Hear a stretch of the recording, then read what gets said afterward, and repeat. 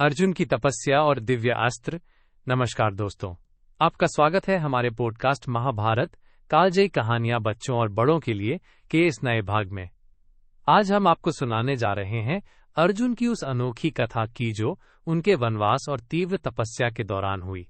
इस कहानी में हम जानेंगे कि कैसे अर्जुन ने भगवान शिव की परीक्षा में जीत हासिल की और दिव्य अस्त्र प्राप्त किए जो आने वाले महायुद्ध के लिए उनकी सबसे बड़ी ताकत बने। साथ ही हम समझेंगे कि बड़ी ताकत के साथ बड़ी जिम्मेदारी कैसे आती है।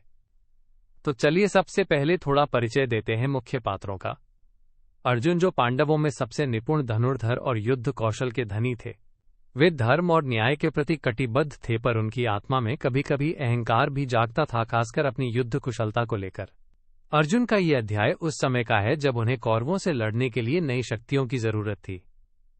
फिर हैं भगवान शिव, जिन्हें त्रिदेवों में से सबसे अधिक तपस्वी और विनम्र माना जाता है।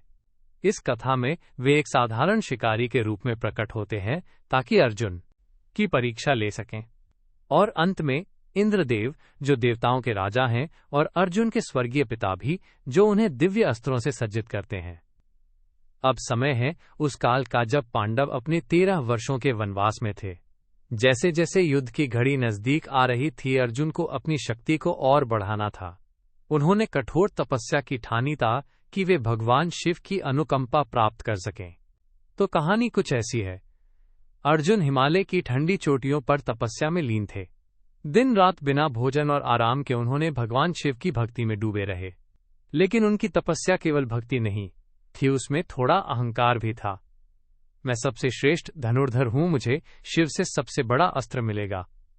भगवान शिव ने ये सब देखा और सोचा, चलो अर्जुन के अहंकार को परखते हैं और उसे सिखाते हैं कि सच्ची शक्ति विनम्रता में है। शिव जी एक शिकारी के रूप में अर्जुन के सामने प्रकट हुए। वे अपने धनुष के साथ आए और अर्जुन को चुनौती दी। अर्जुन भी अपने धनुष को उठाकर उनका मुकाबला करने लगे।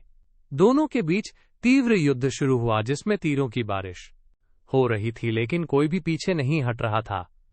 अर्जुन ने सोचा, ये तो कोई आम शिकारी नहीं, कुछ तो खास है, पर उन्होंने हार नहीं मानी। इस लड़ाई में अर्जुन का अहंकार टूटने लगा।